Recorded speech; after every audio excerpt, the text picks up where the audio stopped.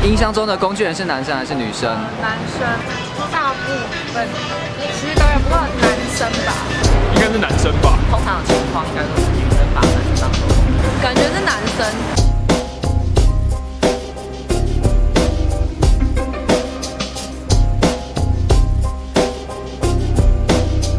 男女之间应该是平等的，这么做是对那个男生是不公平的，所以应该大家都是公平，然后不是吩咐他去做某些东西。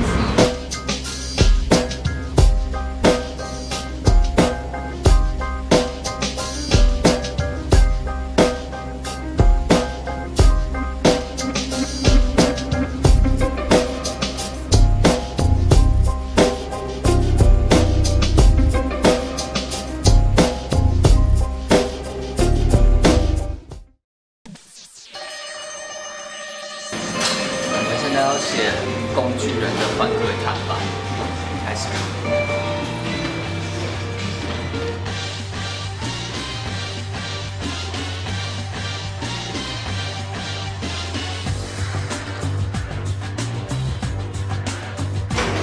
完成，出发吧！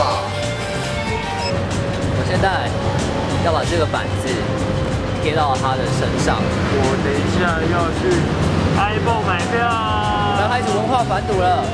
好，我们想要看一下路人看到这个牌子，他们到底有什么反应呢？首先，先让我把这个牌子贴上去吧。来吧，来吧，来吧！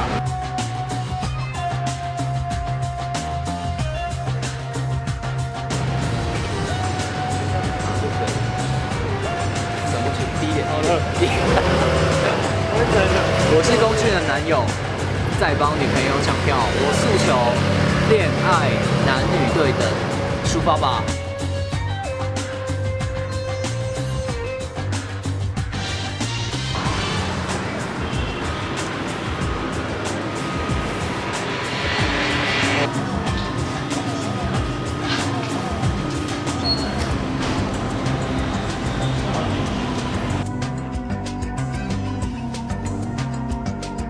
那你觉得现在社会就是觉得工具人一般来说他是男生还是女生？还是男生比较多啦，一般绝大部分对等比较好，比较健康，互相的。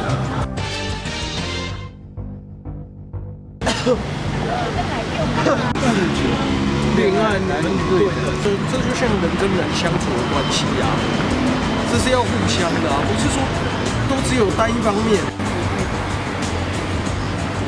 可以多做，但不能像，然后这样，我不太认同。